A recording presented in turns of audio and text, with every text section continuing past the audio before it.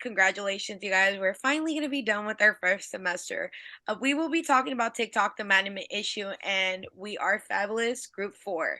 The people in my group will be Celeste, Ileana, and Quinn. Go ahead, Celeste. So I'm going to be introducing TikTok and what TikTok is as a social platform and the privacy settings that do come with TikTok. I know we all are very aware of TikTok and what a big influence it's making, not only in the United States, but globally. Many of us are getting a lot of recipes from there, workouts, um, vacation destinations. Even my little sisters or siblings are trying to show us how to do TikTok dances. But what are the issues that are coming with those TikTok dances? What are the national security threats that we are receiving? What is the data collection and privacy concerns? And what are the management practices that we are having within TikTok? That is what we will be talking about within our presentation, our research, and our analysis from our peers. Go ahead, Celeste, please.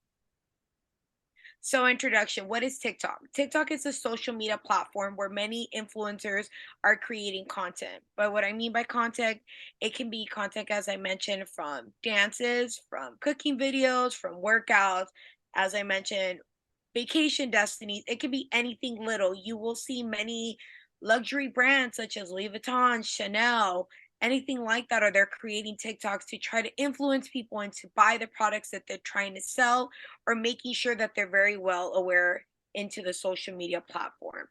Who are the TikTok competitors? So I know many of us are aware of what Facebook is, what Snapchat is, and YouTube. I remember when I was younger and I was 5 years old, I was very big on the YouTube influencers. And oh my gosh, they're going to release their video on Friday. I have to make sure I tune in at 5 p.m. So those are all the competitors that we are TikTok is fighting against and arguing with into making sure that they're number one. So, as I mentioned, what is the purpose of this research paper and what are the problems? It's to provide management with solutions on maintaining national security practices and remaining a successful social media platform. Social media is extremely big in the business world and globally. Many places rely on social media to share information that they're trying to give out, that it can be from their business, personally, anything like that. And that is the biggest concern that we are having. The US is threatening to ban TikTok due to the ongoing privacy and national concerns that are occurring here in the United States. And go ahead, Celeste, please.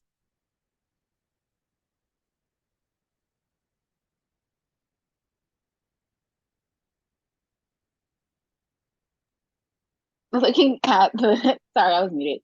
Looking at the growth of TikTok in comparison to the other platforms. If you look at the bottom right of that image, you look at the App Store, it's going to be the Apple Daily Global Rank. A good portion of users of TikTok do indeed have an iPhone, which is why I'm specifically speaking to that one. But you can see that the Daily Global Rank, TikTok is the highest in comparison to Snapchat, Instagram, Twitter, YouTube, and Facebook, the other social media platform. TikTok really grew over the last few years when COVID first took place. A lot of people were stuck in their homes trying to find outlets, entertainment. You know, you couldn't go outside, so just um, like I said, entertainment, different outlets. How can we keep in contact with each other? And even some avenues as revenue. There are some folks who do get paid off of TikTok from doing it for so long and realizing that aspect.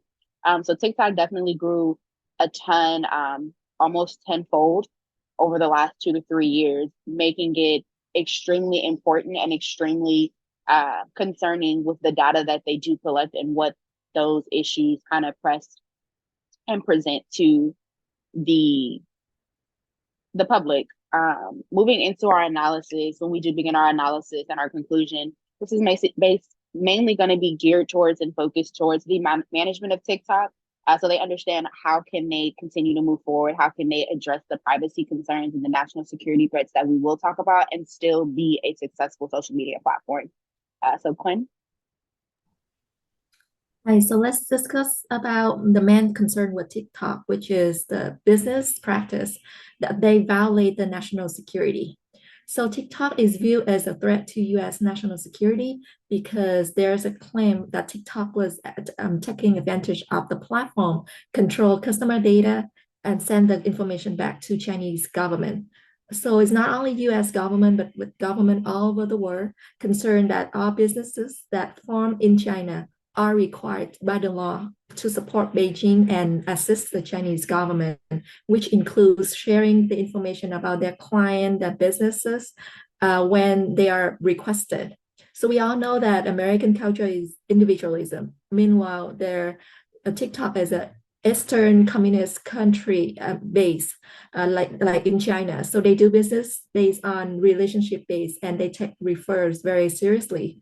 Similar case to Huawei, when when U.S. government has expressed their concern that China might use its national security law and gain the access to Huawei customers' data. Supporting and assisting government when being asked is a way to survive for Huawei and the same way to TikTok. So how is it considered as a national security threat? Because think about it, if one teenager who use TikTok platform today can become a member of US government or work for the government in the future, so their social media history can be valuable to another country like China. And TikTok must comprehend the cultural differences between China and all other countries, especially in America, to know that how much users concerned about their own confidential information and respected that. Like, for example, Apple already filed a complaint against Facebook because Facebook been garnering a lot of too much data and this regard users' privacy. And next slide, we will talk about TikTok facing two ethical issues right now. There are two ethical issues right now for TikTok. One of them is the management style. When TikTok make their employees work overtime and they call it 996, which means they work from 9 a.m. to 9 p.m., 6 days a week. And because of the time differences, many of the employees based in China has to stay up overtime for meeting with the US-based employees, and that makes the employees lack of work-life balance that everyone's needed by now. And TikTok, another point on the ethical issues is TikTok's focus more on profit over ethics in business, since the company is trying to get as much information as possible from the client for their profit. And we will talk about the solution on the next slide.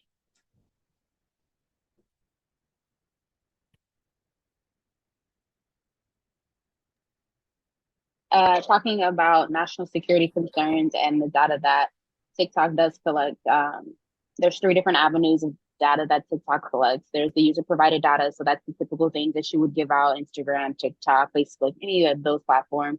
Your name, your contact information. Typically need email for that. Different user interactions if you want to. Those are typical things that you can kind of skip over if you want to follow a few folks or not follow a few folks. And then whether or not you want your content to be private or public. Additionally, there's the automatically collected data. That's the data behind the scenes that, when we sign up for these platforms, we're allowing them to collect that. There's the device and network information. Typically, you need some sort of internet access. Not even typically, you do need some sort of internet access to utilize the platforms, whether that is Wi-Fi or whether that is cellular data. That needs to be accessed. Biometric data to use the different filters that they may have, location preferences, if you want to geotag, maybe a TikTok that you make, audio transcripts, the object identification methods. If you want to, for example, you have your screen blurred on your background, your map or my map is recognizing that I'm the object in the camera. So different things like that.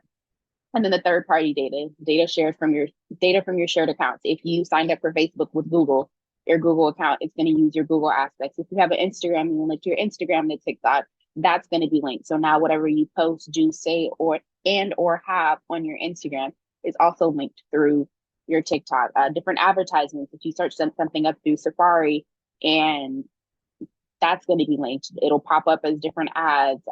Your scrolling preferences will also pop up. So the data that TikTok collects, it begs the questions: is it too much data? With this data, what are the methods that you can go about to mitigate the privacy concerns that people have, in addition to just parents and kids? I know TikTok actually was fined due to not alerting parents of the potential not data breaches, but the data being collected and not taking parental consent. So in the next slide, we will talk about the methods that management can go about to kind of continue to promote, be a successful social media platform, but also address the national security concerns.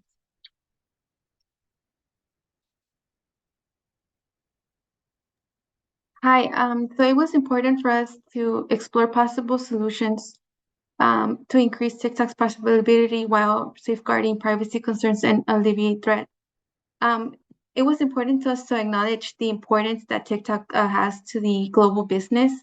Um, it's important to note that in 2022, TikTok generated more than 80 billion dollars in annual revenue, and over 5 million small businesses and businesses overall use TikTok as a source of income. We feel that these three solutions can greatly impact TikTok and can help still maintain being profitable while alleviating threats. Our first solution was to focus on strengthening the company's privacy policy.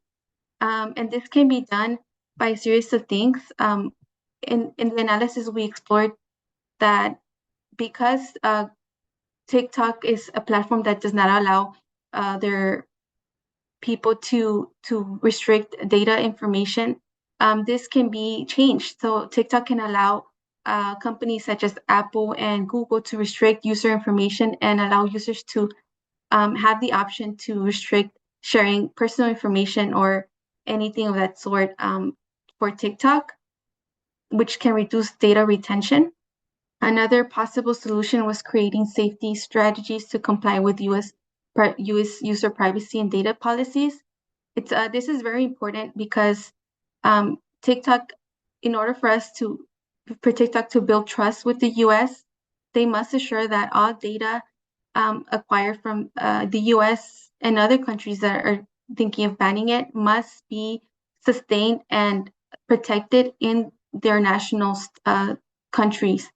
For example, all data centers must be located in the United States and assure the US government that no data is being shared with other people, especially China, putting cybersecurity experts and protecting data breaches and threats. Another possible solution was to implement ethical practices within the company's goals and mission to respect user privacy and be less aggressive with collecting user data. As we explored in the analysis, TikTok has unethical practices based on their management style and the aggressiveness that they showed for their user retention.